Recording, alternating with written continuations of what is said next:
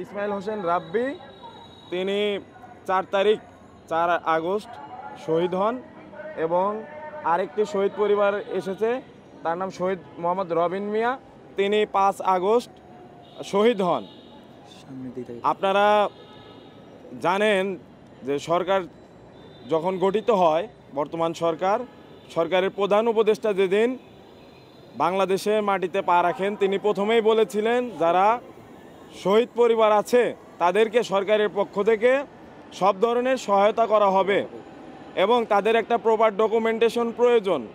কিন্তু আজকে 31 আগস্ট শনিবার, এতদিন হওয়া সত্ত্বেও কিন্তু আমরা সরকারের কাছ থেকে দৃশ্যমান কোনো পদক্ষেপ দেখিনি এবং স্বাস্থ্য মন্ত্রণালয়, জনপ্রশাসন মন্ত্রণালয় যেখানে কোলাবোরেট করে কাজ করার কথা, শহীদ এবং আহতদের তালিকা করার কথা, সেটি কিন্তু আমরা এখনও দেখতে পাইনি। আমাদের কাছে এরকম অসংখ্য শহীদের পরিবার আমাদের সাথে যোগাযোগ করেছে, যাদের লাশ এখনও পাওয়া যায়নি বা যাচ্ছে না। তারা আমাদের কাছে জানতে চান তাদের ভাইয়ের বা তাদের বোনের লাশ যেন দ্রুততম সময়ের মধ্যে তাদের হাতে দেওয়া হয়। আপনারা জানেন রায়ের বাজারে কিন্তু একটা বিশাল গণকবর পাওয়া গিয়েছিল। সেই গণকবরে যাদের লাশ উদ্ধার করা হয়েছে তাদের কি পরিচয় পাওয়া গেছে বা সরকার দৃশ্যমান কোন পদক্ষেপটা নিয়েছে আমরা জানতে চাই। আমাদের কাছে এ ধরনের অসংখ্য তথ্য আছে, অসংখ্য লাশ বিভিন্ন জায়গায় গুম করা হয়েছে। তাদের কি কোনো তথ্য আছে? আপনারা কি কোনো ডকুমেন্টেশন করেছেন? আমরা ছাত্র সমাজের পক্ষ থেকে, বৈষম্য বিরোধী ছাত্র আন্দোলনের পক্ষ থেকে জানতে চাই, আমরা আহত ভাইদের যে সঠিক তালিকা, সেই তালিকাও কিন্তু এখনও আমরা দেখতে পাইনি। সরকারের যিনি স্বাস্থ্য উপদেষ্টা আছেন, তিনি একবার এক সাংবাদিকের প্রশ্নের প্রত্যুত্তরে তিনি বলেছিলেন এই তালিকা এটা সমন্বয়করা করবে, এই আন্দোলনের সমন্বয়করা। তাহলে সমন্বয়কদের কি কোনো এক্সিকিউটিভ পাওয়ার আছে? আমার প্রশ্ন। যদি তা না হয় তাহলে তো দায়িত্ব আপনাদেরই। সেই দায়িত্ব আপনারা প্রপারলি পালন করবেন, সেটা আমাদের বিশ্বাস এবং সেই বিশ্বাস থেকেই আমরা মনে করি আপনারা উপদেষ্টার সেই আসনে আছেন। আমরা বিশ্বাস করি আমাদের প্রধান উপদেষ্টা যেভাবে শহীদ আবু সাঈদের পরিবারের সাথে সাক্ষাৎ করেছে, সেইভাবে সরকারের যারা দায়িত্বপ্রাপ্ত আছেন উপদেষ্টা মণ্ডলী, তারা শহীদদের পরিবারের সাথে একটা মতবিনিময় করে তারা যাবতীয় রাষ্ট্রীয় সিদ্ধান্ত আপনারা নেবেন, কারণ তাদের মতামতের গুরুত্ব এখানে অনেক বেশি।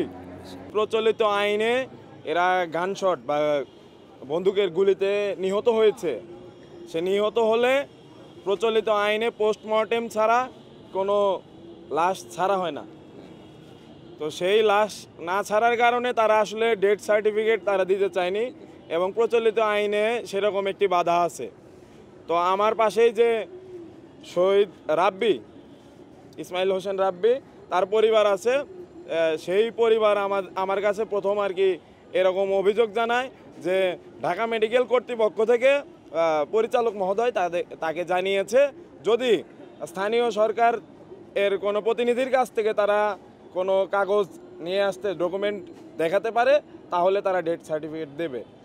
তো তারপরেও কিন্তু তাদেরকে দেওয়া হয়নি এবং সেদিন পরিচালক মহোদয়ের পক্ষ থেকেই আমাকে জানানো হয়েছে যে সেদিনই তার সাথে আমাদের স্বাস্থ্য উপদেষ্টা মহোদয়ের কথা হয়েছে, তিনি নির্দেশ দিয়েছেন এরকম কাউকে ডকুমেন্ট ছাড়া যেন কাউকে ডেথ সার্টিফিকেট না দেওয়া হয়। শুধু এই দুই পরিবার নয়, এই দুই পরিবারের বাইরে সারা বাংলাদেশে অসংখ্য শহীদের কিন্তু এরকম ডেথ সার্টিফিকেট সংক্রান্ত জটিলতা চলছে। ওনারা যে দাবি করেছেন তার বাইরে আমরা স্বৈরাচারী সরকারের কাছেও যখন তারা ছিল ক্ষমতায়, আমরা কিন্তু 9 দফার মধ্যে দাবি করেছিলাম যে সেই সমস্ত পরিবার যেখানে নিহত এবং পঙ্গু হয়েছে, সেই পরিবারে কিন্তু যারা উপযুক্ত তাদেরকে চাকুরির ব্যবস্থা দেওয়া, কারণ আর্থিক সহায়তা এটি আসলে কোনো সলিউশন হতে পারে না। তো এই পরিবারগুলোতে যারা চাকুরি প্রত্যাশী আছে বা যোগ্যতার ভিত্তিতে তাদেরকে যেন নির্দিষ্ট কর্মসংস্থানের ব্যবস্থা করে দেওয়া হয়। যারা আহত হয়েছেন, আহতদের ক্ষেত্রে কিন্তু আমরা রাষ্ট্রীয় কোনো সহায়তা বা তাদের কিন্তু সম্মাননা সে ধরনের কিছু দেখিনি। আর সর্বোপরি আমরা কিন্তু এই হত্যাকাণ্ডের আমরা কিন্তু বিচার চাই। যারা এই হত্যাকাণ্ড করেছে তাদের সাথে রাষ্ট্রীয় বাহিনী, স্বৈরাচারী সরকারের যে পেটোয়া বাহিনী, তারা সাহায্য করেছে। তাদেরকে আমরা দ্রুততম সময়ের মধ্যে শাস্তির আওতায় আনার দাবি জানাই। আমি আরও দাবি জানাবো, স্বাস্থ্য মন্ত্রণালয় এবং উপদেষ্টা মণ্ডলী যারা আছেন তারা যে কোনো সিদ্ধান্ত নেওয়ার আগে এই যারা শহীদ পরিবার আছে তাদের মতামত নেবেন এবং ডকুমেন্টেশনের ক্ষেত্রে তাদের মতামতকে অগ্রাধিকার দেবেন। যে সমস্ত শহীদ এখনও তাদেরকে পাওয়া যায়নি এবং তাদের পরিচয়কে দ্রুততম সময়ের মধ্যে শনাক্ত করা, এবং যে সমস্ত লাশ বিভিন্নভাবে আপনার নাম পরিচয়হীনভাবে তাদেরকে দাফন করা হয়েছে, তাদের বেওয়ারিশ লাশ হিসেবে তাদেরকে দাফন করা হয়েছে, তাদের একটা পরিচয় আমরা চাই। সেটা ডিএনএ টেস্টের মাধ্যমে হোক, যে কোনোভাবে হোক, আপনারা সবাই তাদের পরিচয় শনাক্ত করবেন। এটা আমাদের বর্তমান সরকারের কাছে দাবি। আর যে সমস্ত পরিবার আহত হওয়ার কারণে যে সমস্ত পরিবার আর্থিকভাবে দৈন্যদশায় ভুগছে, ক্ষতিগ্রস্ত হয়েছে, সরকার এবং সরকারের পাশাপাশি যারা বিত্তমান আছেন তারা প্রত্যেকে আসবেন এবং তাদের পাশে দাঁড়াবেন। এবং যদি আপনাদের প্রয়োজন হয় যে কোনো সময় আপনারা টিএসসিতে এসে আমাদের বৈষম্য বিরোধী ছাত্র আন্দোলনের আমরা যারা সমন্বয়ক আছি তাদের সাথে যোগাযোগ করে আপনারা আর্থিক যে সহায়তা, সেই আর্থিক সহায়তা আপনারা করতে পারবেন। ধন্যবাদ।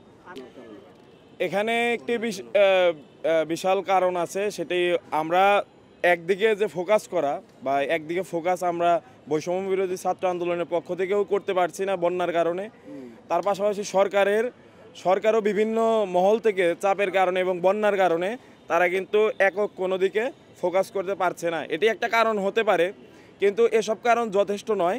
কারণ স্বাস্থ্য উপদেষ্টার উপরে এই মুহূর্তে খুব বেশি দায়িত্ব আছে, কারণ এটি একটা জরুরি বিভাগ। এখানে যদি তারা নজর না দেয়, সেবা খাতগুলোর মধ্যে এই স্বাস্থ্য খাত এবং শিক্ষা খাত, এই দুইটিতে জরুরি ভিত্তিতে কিন্তু আপনার খুব পদক্ষেপ নেওয়া প্রয়োজন এবং নৈরাজ্য বেশি চলছে এই দুইটি খাতে। তো তারা যদি দ্রুততম সময়ের মধ্যে ব্যবস্থা না নেয়, তাহলে বাংলাদেশের স্বাস্থ্য খাত এবং একই সাথে শিক্ষা খাত সেখানে কিন্তু ভেঙে পড়ার সম্ভাবনা আছে। এবং আপনারা জানেন, সোশ্যাল মিডিয়ার কল্যাণে এবং মিডিয়ার কল্যাণে আপনারা সবাই জানেন, এখানে অনেকগুলো ঘটনা আমরা ইতিমধ্যে প্রত্যক্ষ করেছি।